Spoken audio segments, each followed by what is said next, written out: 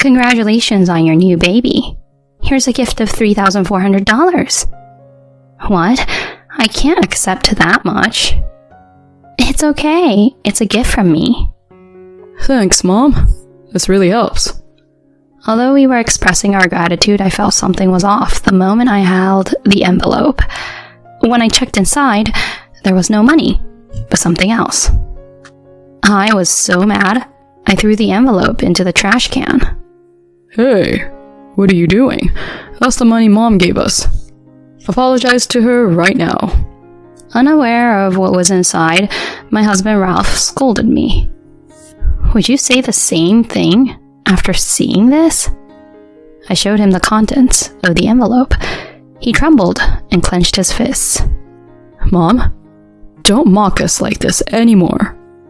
My name is Brooke. I'm 30 years old and an office worker.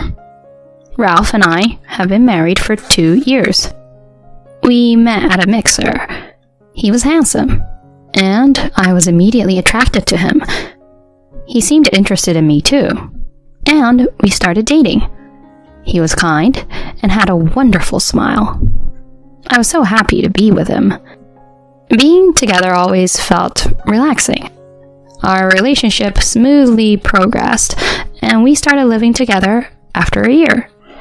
We began seriously considering marriage. A year after moving in together, he proposed, and we decided to get married. I had wanted to marry him too, so I was overjoyed when he proposed. We quickly went to greet each other's parents. My parents really liked him. Well, he's very nice and works at a big company, so he made a good impression on them. I was relieved my parents approved of our marriage. Next, we went to his parents' house. I was nervous on the way there. When we arrived, his parents welcomed us. Hello, you must be Brooke. Yes, nice to meet you. Thank you for having me today. No need to be so formal. We're happy to welcome you. My father-in-law, Mark, said this with a kind smile. He's just like Ralph, I thought. Ralph's kindness probably comes from him. Meanwhile, my mother-in-law, Paulina, stood straight, watching me intently. I felt intimidated by her presence. It's typical for mothers-in-law to be strict, I guess. I made sure to be polite. Mark kindly asked various questions, which made it easier for me to talk. But Paulina remained quiet. After we finished our marriage greetings, Ralph and I felt exhausted on the way back. That was stressful. Ralph, your mom is kinda scary. Really? She's usually nice. No, she was pretty intimidating, stern and silent. True, she was quieter than usual. But she's basically kind, so don't worry. If you say so. I was relieved to hear him say that. Both our families met without major issues, and our wedding went well. Many friends and colleagues attended, making it a memorable event. After our honeymoon, we started our life as a married couple. Living together before marriage meant our lifestyle didn't change much, but being newlyweds still felt new. We both worked, so we shared household chores. Ralph, having lived alone for a while, was good at cooking. We would prepare make-ahead dishes together, and whoever came home first would cook the main dish. We lived happily, adapting flexibly to each other's needs. Our rules for living together remained the same, and I was happy we could live blissfully in our own way. I thought our life would continue like this, gradually adding more happiness like having children and buying a house.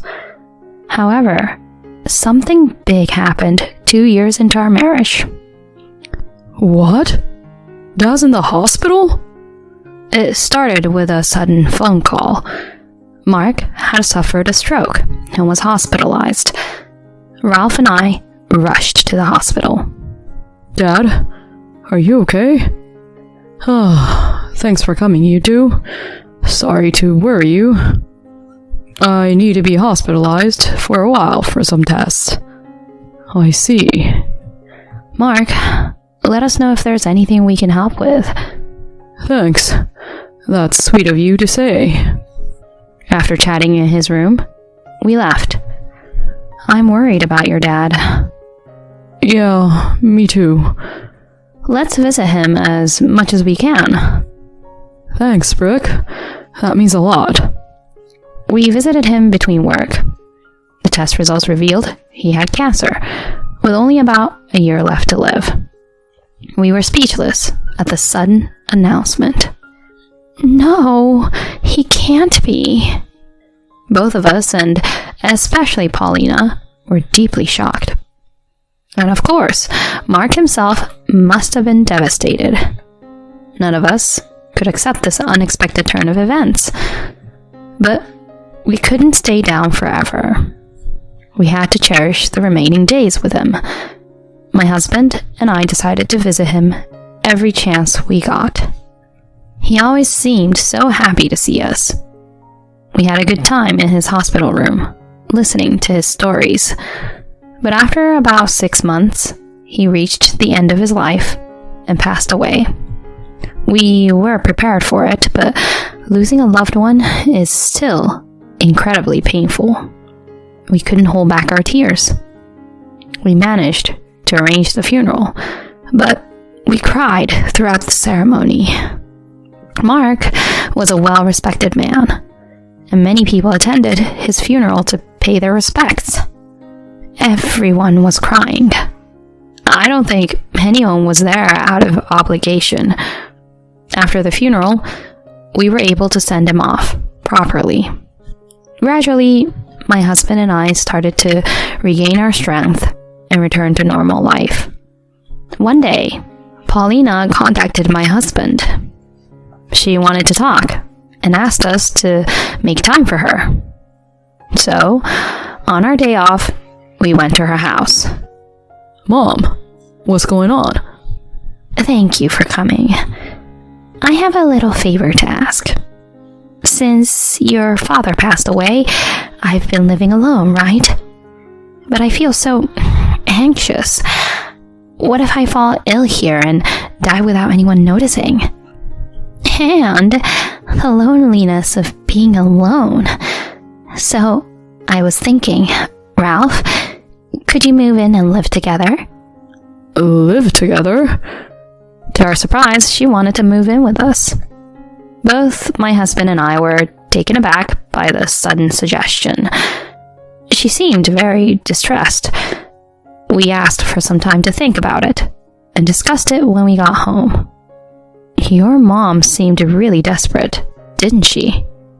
Yeah, she did. I'm okay with us moving in with her. Really? Yeah, it's close enough to work, and seeing how anxious and lonely she is, I can't help but worry. Thanks, Brooke. Mom will definitely be happy. Then, he contacted her to agree to us moving in. She seemed very pleased, which made me happy too. We then canceled our apartment lease and moved into her house. Mom, looking forward to living with you. Me too, sweetheart. At first, living together went relatively well.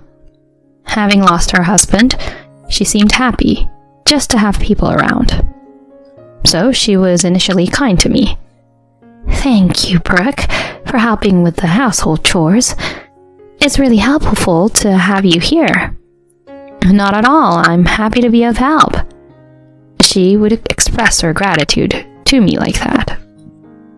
But about 3 months after we started living together, her attitude began to change. Hey, Brooke, when are you going to quit your job? What? I don't plan to quit my job. What? A wife should be at home supporting her husband.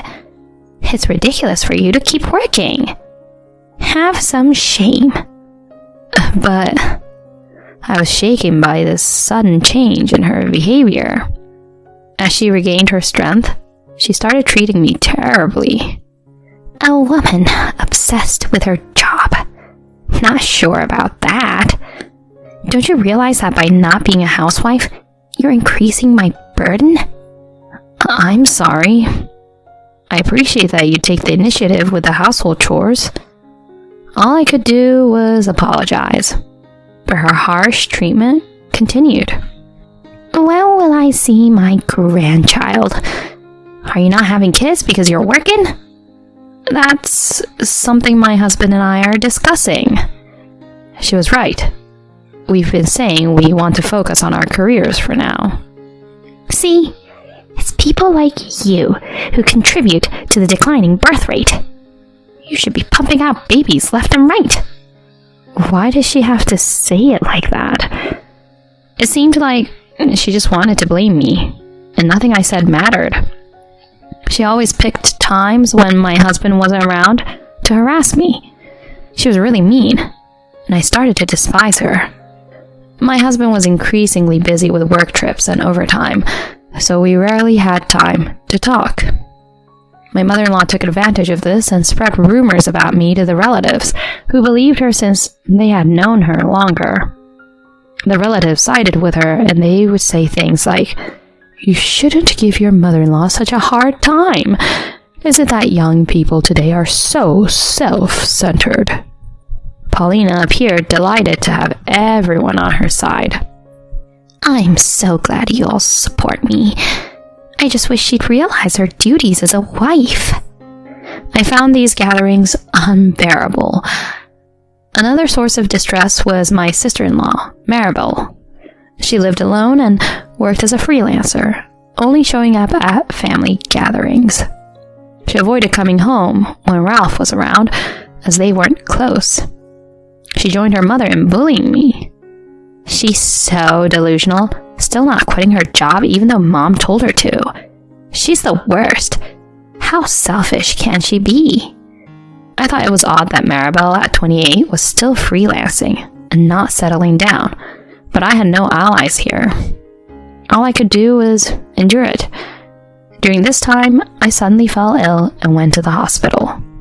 I found out I was pregnant. We're pregnant? That's awesome. Ralph was thrilled to hear the news. I'll work even harder. Let's build a happy family. Yes, let's do that. Even though living with my mother-in-law might be challenging, she seemed happy about my pregnancy. It's about time. But good job. Thank you. I thought maybe she'd be kinder to me now. But I was naive to think that. Hey, Brooke. Why are you just lounging around when you're not working?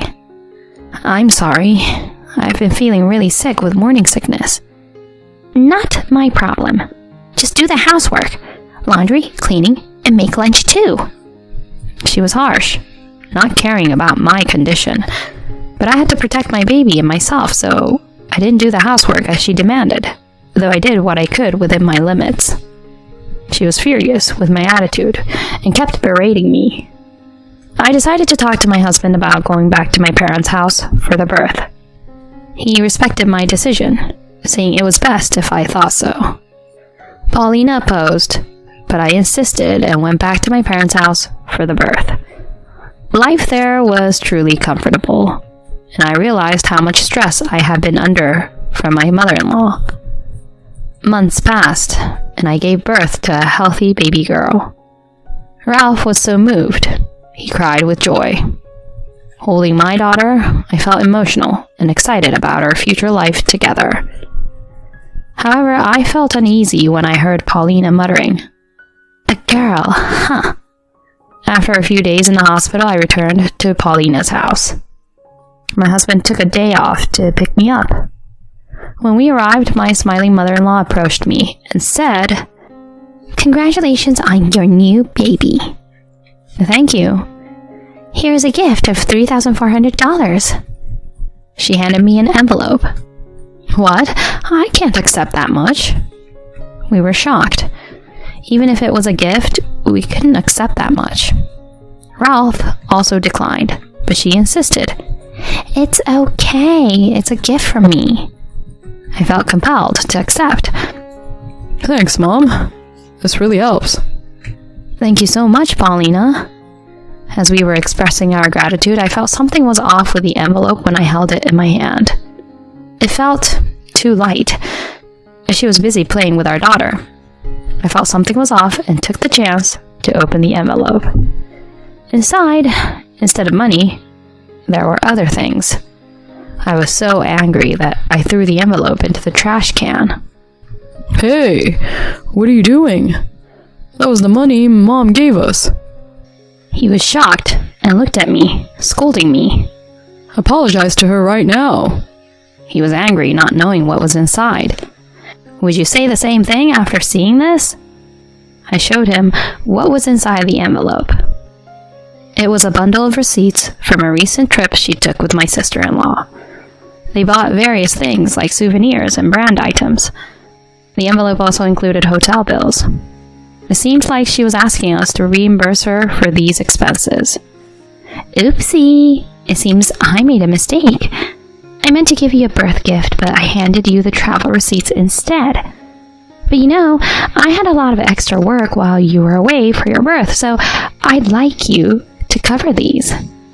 She said this and laughed. I was just amazed at how hopeless she was.